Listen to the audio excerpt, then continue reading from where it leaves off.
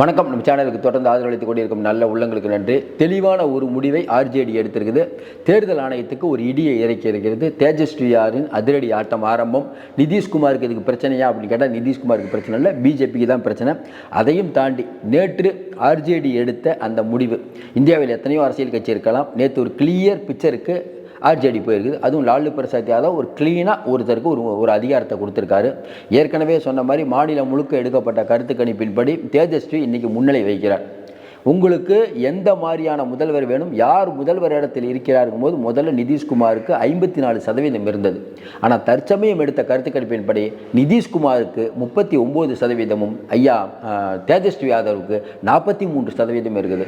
தேஜஸ்வி யாதவ் வேகமாக முன்னேறிவிட்டார். இந்த நிலைமையில் ஆர்ஜேடியுடைய அந்த மாநில கூட்டம் நேற்று பாட்னாவில் நடந்தது. அதில் எடுக்கப்பட்ட முக்கிய தீர்மானம் ஒன்று. அதையும் தாண்டி அதில் ஒரு 2 பேர் வரல, அதையும் நம்ம பேசணும். என்னென்னா, பீகார் மாநிலத்தில் நேற்று கூட்டம் நடக்குது. அதில் ஆர்ஜேடி உடைய தலைவராக தேஜஸ்வி யாதவ் தேர்ந்தெடுக்கப்பட்டார். கட்சியுடைய சின்னம், பெயர் இதை மாற்றுவதற்கு அவருக்கு முழு அதிகாரம் லாலு கொடுத்துட்டார். கலைஞர் அவர்கள் ஸ்டாலினுக்கு அந்த மாதிரி அதிகாரத்தை கொடுக்கல. இப்படி சொல்லிக்கிட்டே போகலாம். இப்போ ராமதாஸுக்கும் அன்புமணிக்கும் நடந்த சண்டை, சமாஜ்வாதியில் முலாயம் சிங் யாதவுக்கும் அவங்க பையன் அகிலேஷுக்கும் நடந்த சண்டை. ஆனால் பிரச்சனையே இல்லாமல் இன்றைக்கி ஒரு பாகப்பிரிவினை மாதிரி பண்ணிட்டார். பாகப்பிரிவினைங்கிறத தாண்டி அவர் தாங்க தேஜஸ்வி தான் ஏற்கனவே 2 தடவை துணை முதல்வர் இறந்துட்டார். அவர் தான் கட்சி, அவருக்கு அந்த பொறுப்பை கொடுத்துடணும். ஏன்னா அவங்களுடைய தங்கச்சி எம்பியாக இருக்காங்க, நின்னாங்க. அதுக்கப்புறம் பார்த்தீங்கன்னா இன்னும் 2-3 பேர் இருக்காங்க குடும்பத்தில். அப்போ இன்றைக்கி இருக்கக்கூடிய லாலு பிரச்சனையில் ஒரு பெரிய பிளவு வரும் அப்படின்னு எல்லாரும் நம்பிட்டு இருந்தாங்க. அப்போ லாலு இந்த பிரச்சனைக்கு ஒரு முடிவு காண்டிருக்காரு. என்ன நடந்திருக்குது, ஏற்கனவே பார்த்தீங்கன்னா நேற்று ஒரு பாட்னாவில் நடைபெற்ற ஆர்ஜேடியின் தேசிய செயற்குழு கூட்டத்தில் இந்த அறிவிப்பு வெளியிடப்பட்டது. இது பெரிய அதாவது பெருசாக அவருக்கு நேற்று எதிர்ப்புகள் இல்லை. அதையும் தாண்டி மாநிலத்தில் அவர் பிரச்சாரம் போகிறது, அதை பற்றிலாம் பேசியிருக்காங்க. அதையும் தாண்டி ஆர்ஜேடியுடைய சின்னம், பெயர் இதில் தேர்தல் ஆணையம் தலையிடக்கூடாது அப்படின்னு ஒரு தீர்மானத்தை போட்டிருக்காங்க. இது ரொம்ப முக்கியமாக பார்க்கப்படுது. எதிர்காலத்தில் கட்சி உடைந்தால் கட்சி சின்னம் மற்றும் பெயருக்கு மோதல் ஏற்படாத வகையில் ஆர்ஜேடியின் அரசியலமைப்பு சட்டமும் திருத்தப்பட்டது.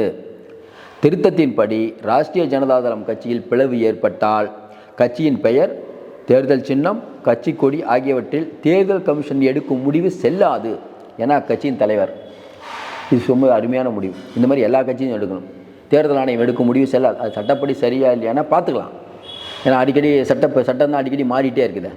அதையும் தாண்டி ஆர்ஜேடி தலைவர் ராமச்சந்திர பூர்வே கட்சியின் தேசிய தலைமை தேர்தல் அதிகாரியாகவும் சித்தரஞ்சன் சுகன் உதவி தேசிய தேர்தல், இவங்க 2 பேரும் கட்சிக்கு ரொம்ப முக்கியமானவங்க. அதுவும் பார்த்தீங்கன்னா இந்த ராமச்சந்திர பூர்வா அவரும் இந்த சித்தரஞ்சன் சுகன் 2 பேருமே பார்த்தீங்கன்னா அவங்க ரீஜியனில் வலுவான தலைவர்கள். இது ஆர்ஜேடிக்கு மேலும் ஒரு நம்பிக்கை கொடுக்கும். அதனால தான் யாரும் நேற்று ஒரு வார்த்தை பேசலை. 2017 கட்சியின் மாநில தலைவராக பூர்வே தேஜஸ்வியின் முதல்வர் வேட்பாளராக அறிவித்தார். இது கட்சியில் பரபரப்பை ஏற்படுத்தியது. முதல்ல 2017 2017 இதே மாதிரி பூர்வே இவரை தேஜஸ்வியை முன்னிறுத்தினார். இப்போ நம்ம இந்த செய்தியை பேசிகிட்டு இருக்கிறதுக்கு காரணம் அதுதான். ஏற்கனவே முன்னிறுத்தும் போது பரபரப்பை, அதுக்கு எதிர்ப்பு தெரிவித்த ஆர்ஜேடியோட மூத்த தலைவர் அப்துல் பாரி சித்திக், எங்களது தேசிய தலைவர் லாலு பிரசாத் யாதவ் இது தொடர்பாக எந்த அறிக்கையும் வெளியிடவில்லை. சிம்பிளாக சொல்லணும்னா இன்றைக்கி அன்புமணி ராமதாஸ் உள்ள பிரச்சனை தான். ராமதாஸ் ஒரு முடிவு எடுக்கிறாரு, அன்புமணி ஏற்றுக்க மாட்டுறாரு. இதே மாதிரி என்ன நடந்ததோ அதே மாதிரி அங்கே என்ன நடந்ததுன்னா, தேஜஸ்வியை 2ஆம் கட்ட தலைவர்கள் இருக்காங்க, அவங்க என்ன சொல்கிறாங்க, தேஜஸ்வியை முதல்வர் வேட்பாளர் அறிவிக்கிறாங்க 2017 பூர்வா. அப்போ என்ன சொல்கிறாரு, இன்னொரு ரீஜனில் இருக்கக்கூடிய தலைவர், எங்கள் தலைவர் லாலு தான், அவர் தான் சொல்லணும், இப்போ நாங்கள் ஒத்துக்க மாட்டோன்ட்டார். உணர்ச்சிகரமான விஷயம், யார் வேண்டுமானாலும் முதல்வர் ஆகலாம், ஆனால் ஏபிசியாக இருக்கலாம், ஆனால் லாலு தான் எங்களுக்கான தலைவர்ன்றார். 2025ஆம் ஆண்டு சட்டமன்ற தேர்தலில் 17 மாதங்கள் மற்றும் 17 ஆண்டுகள் என்ற முழக்கத்தில் கட்சி நடத்தப்படும் என்று முடிவு செய்யப்பட்டது. 2025 அவங்க வச்ச கோஷம் 17 மாதங்கள் மற்றும் 17 ஆண்டுகள் அப்படின்னு ஒரு கோஷத்தை வைக்கிறாங்க. 2022 பாரதிய ஜனதா கட்சியினுடனான பிஜேபி கூட்டணியை முறித்து கொண்டு ஆர்ஜேடி தலைமையிலான மகாபந்தனில் நிதிஷ்குமார் இணைஞ்சாங்க. எப்போ 2022 தேஜஸ்வி துணை முதல்வர் ஆனார். ஆனால் 17 மாதங்களுக்கு பிறகு நிதிஷ் மகா கட்பந்தனை விட்டு கைவிட்டு மீண்டும் தன்னுடைய பிஜேபிக்கு போயிட்டார். தேஜஸ்வி 17 மாதங்கள் மட்டுமே துணை முதல்வராக இருந்த போதும் ஆர்ஜேடி தலைவர்கள் நிதிஷ் 17 வருட முதல்வராக இருந்ததை விட 17 மாதங்களில் அவர் செய்ததாக கூறுகிறார்கள். அதனால தான் 17 மாதம் 17 ஆண்டுகள் 17 மாதங்கள் துணை முதல்வராக இருந்து தேஜஸ்வி உண்மையிலே நிறைய பண்ணார். இது வரைக்கும் பிஜேபி கூட அவர் மேலே குறை சொல்ல முடியல. சும்மா அவரை ஊழல் பண்ணிட்டார் அப்படி பண்ணிட்டாருன்னு ஏற்கனவே மாட்டுத்தீவன ஊழல் வச்சு இந்த மேட்டரில் சொல்ல முடியல. 17 மாதங்கள் ஒழுங்காக ஆட்சி பண்ணவர் 17 ஆண்டுகள் ஆழ்வார் அப்படிங்கிறது பிஜேபி நம்ம ஆர்ஜேடி வைக்கக்கூடிய கோஷம். அதையும் தாண்டி இன்னொன்று, அக்டோபரில் நடைபெறவிருக்கும் பீகார் சட்டப்பேரவை தேர்தலுக்கு முன்பாக நடைபெறும் தேசிய கூட்டம் முக்கியத்துவம். அதனால தான் நம்ம பேசிகிட்டு இருக்கோம்.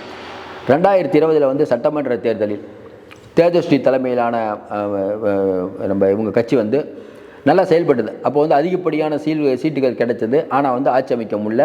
2வது சிங்கிள் லார்ஜஸ்ட் பார்ட்டியாக ஆர்ஜேடி இருந்தது. அதேமாதிரி பார்த்தீங்கன்னா 17 மாதம் வந்து அவர் துணை முதல்வராக இருந்தபோது நிறையா பண்ணார். இன்னும் குறிப்பாக பார்த்தீங்கன்னா பீகார் இளைஞர்களுக்கு அந்த மைதானத்திலேயே அரசு வேலை நியமன கடிதங்களை வழங்கினார். இப்போ கொஞ்ச நாளைக்கு முன்னாடி இந்த பேப்பர் லீக் வரும். தேஜஸ்வி பண்ண நல்ல விஷயம் என்னென்னா, அங்கே இருக்கக்கூடிய வேலையில்லா இளைஞர்களுக்கு வேலை கொடுத்தார். அந்த ஊரிலே கொடுத்தார். அது ரொம்ப பாராட்டப்பட்டுருச்சு. அதையும் தாண்டி இன்னொரு முக்கியமான விஷயம், இது ஆர்ஜேடி எம்எல்ஏ பாரத் மண்டல் தேஜஸ்வி ஒரு முதிர்ந்த தலைவராக மாறிவிட்டார். தேஜஸ்விஜி அரசியல் ரீதியாக முதிர்ச்சியடைந்த தலைவராகிவிட்டார். இப்போது கட்சியின் முழு பொறுப்பும் அவருக்கு கிடைத்ததால் கட்சி நலன் நல்ல முடிவு எடுப்பார் அப்படின்னு சொல்லிட்டு நேற்று பீகார் முழுக்க ஆர்ஜேடியுடைய தொண்டர்கள் உற்சாகம், ஆர்ஜேடியுடைய அலுவலகங்கள் களை கட்டது. ஒரு இடத்துல கூட அவருக்கு எதிரானது இல்லை அப்படின்னு நீங்கள் கேட்கலாம். ஒரு 2 மேட்டர் அதையும் பார்ப்போம். என்னென்னா, தேஜஸ்வி யாதவ் 17 காலத்தில் நடந்த சாதனை பண்ணார். இன்னொன்று, 2020 பீகார் சட்டமன்ற தேர்தலில் தேஜஸ்வி முன்னிலையில் இருந்தார். ராஜ்யசபா தேர்தல் மற்றும் 2024 பொது தேர்தலில் சீட்டு கொடுத்தது எல்லாம் வந்து நம்ம தேஜஸ்வி தான் 2020. இன்றைக்கி வந்து செயற்குழு கூட்டத்தின் மூலம் பெரிய செய்திகளை வழங்கியிருக்கலாம். ஆனால் தேவையில்லாத அறிவிப்பு வெளியிடப்பட்டது என்று அங்கே இருக்கக்கூடிய பிஜேபியுடைய ஆதரவாளர் அவங்க அப்படி தான் சொல்லுவாங்க. இன்றைக்கி இருக்கக்கூடிய சூழ்நிலையில் ஏற்கனவே நம்ம சொல்கிற மாதிரி பீகார் அரசியலை பொறுத்த வரைக்கும் பட்டியலின மக்கள், சிறுபான்மையின மக்கள், ஓபிசி மக்கள், ஏற்கனவே யாதவர்கள் அடர்த்தியாக இருக்கக்கூடிய இடத்துல குருமி இனம், நம்ம நிதிஷோட குருமி இனம், குஷ்வாஸ் இனம் எல்லாம் இருக்குது. இப்போ ஓபிசி அப்படிங்கிற ஒன்றை வந்து முன்னிறுத்தும் வேலையில் ராகுல் காந்தி ஈடுபட்டிருக்கார். இந்தியா லெவலில் அம்பேத்கரை பற்றி நம்ம மோடி பேசியது பெரிய சர்ச்சையாகும் போது அது இங்கே மெட்டீரியல் ஆகும். ஏன்னா சிராக் பாஸ்வான் அவரோட தான் இருக்கார். பாஸ்வான் ஃபேமிலிங்கிறது தலித்துகளுக்காக போராடக்கூடிய ஒரு கட்சி. அவரும் அவங்க பெரியப்பா 2 பேரும் பிஜேபியில் தான் இருக்காங்க. ஆனால் இந்த அம்பேத்கர் விஷயத்தில் பெரிய அளவுக்கு ராகுல் காந்தி மெட்டீரியல் ஆகிடுச்சு. இன்றைக்கி பீகாரில் என்ன பிரச்சனை, 243 தொகுதி. அந்த 243 தொகுதியில் பார்த்தீங்கன்னா நீங்கள் இன்றைக்கி இருக்கக்கூடிய நிலைமையில் பெரும்பான்மை அப்படிங்கிறது பிஜேபி கிடைப்ப வாய்ப்பில்லை. யாரோ ஒருத்தர் அண்டி தான் இருக்கணும். அப்போ பிஜேபிக்கு இன்றைக்கி நிதிஷ் தேவைப்படுறார். நிதிஷ்க்கு உடம்பு சரியில்லை. அதையும் தாண்டி இந்த கூட்டத்தில் ஒரு முக்கிய முடிவு. இந்த கூட்டத்தில் கட்சியின் மூத்த தலைவர் ஜக்தானந்த் சிங், அவரது மகனும் எம்பியுமான சுதாகர் சிங் மற்றும் ராம்கர் சட்டமன்ற தொகுதியில் இடைத்தேர்தலில் போட்டியிட்டு அவரது இளைய மகன் ஆகியோர் கலந்து கொள்ளவில்லை. ஏன்னா அவங்களுக்கும் பையனுக்கும் ஒரு சின்ன சண்டை. ஒரு குடும்பம் மொத்தமே பார்த்திங்கன்னா நேற்று தேஜஸ்வி அவர் பதவி ஏற்றவுடனே ஒரு குடும்பத்தில் இருக்கக்கூடிய அவங்க மட்டும் வரல. அது அவருக்கு பிரச்சனையாக இருக்கும்போது கண்டிப்பாக அவங்க உள்ளடி வேலை பார்ப்பாங்க இருக்கும். அதெல்லாம் சமாளிச்சாகணும். பெருசாக ஒன்று நடக்காதுங்கும் போது அவங்க மகிழ்ச்சி அடைய வேண்டிதான். இன்னும் கொடுத்தா இன்றைக்கி பார்த்தீங்கன்னா இன்றைக்கி இருக்கக்கூடிய சூழ்நிலையில் பழைய வரலாறு 2015 சட்டமன்ற தேர்தல் நடக்கும்போது ஆர்ஜேடி வந்து 18.4% வாக்கு தான் பெற்றது. 2015 அன்றைக்கி வந்து 80 சீட்டு ஜெயித்தாங்க. அதே மாதிரி 2020 பார்த்தீங்கன்னா வாக்கு சதவீதம் 4.71. 2015 18% இருந்த ஆர்ஜேடி 2020 வெறும் 4.71%.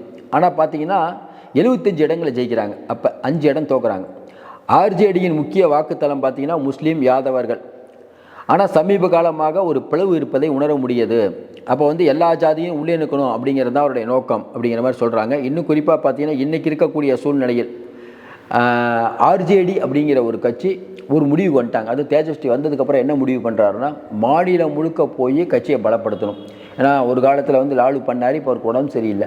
இப்போ கொஞ்ச நாளைக்கு முன்னாடி தேஜஸ்வி போன பயணம் பெரிய அளவுக்கு ஒரு இம்பேக்ட் ஏற்படுத்து. அதுவும் இல்லாமல் பீகார், யூபி இதில் இருக்கக்கூடிய யாதவர்களை பார்த்தீங்கன்னா, யாதவர்கள் பீகாரில் இருக்கக்கூடிய யாதவர்கள் அடர்த்தியாக இருக்காங்க, அப்படியே வாக்களிப்பாங்க. அது வந்து தேஜஸ்விக்கு பலம். என்ன பலவீனம்? நம்ம சொன்ன மாதிரி குஷ்வாசினம், குருமியினம் இவங்கெல்லாம் வந்து தேஜஸ்விக்கு வாக்களிக்கலை. இப்போ காங்கிரஸ் உள்ளே வர்றது ஒன்று, இன்னொன்று குருமி இனத்திலேயே நம்ம நிதிஷ்குமாருடைய கம்யூனிட்டிலேயே அவங்க இருக்கிறது 3.5% இருக்காங்க. ஆனால் என்னென்ன சின்ன சிக்கல்னா அங்கேயே அவங்களே பாதியாக இருக்காங்க. நிதிஷ்குமார் ரொம்ப பிஜேபிகிட்ட மண்டிட்டாரு, பிஜேபி அவரை அசிங்கப்படுத்திருச்சுங்கிற கோபம் அவங்ககிட்ட இருக்குது. அந்த வாக்குகள் இங்கே வருது. 1.5%, 1% வந்தாலும் பரவாயில்ல. அதேமாதிரி குஷ்வாசினம் ஒரு 4% இருக்குது.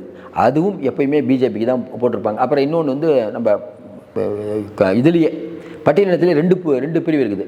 அது ஒரு பிரிவு தான் சிராக் பாஸ்வான், இன்னொரு பிரிவு எதுலையுமே இல்லாமல் இருக்காங்க. அதில் தான் 12 மாவட்ட தலைவர்கள் சிராக் பாஸ்வானுக்கு எதிராக போர்க்கொடி தூக்கியிருக்காங்க.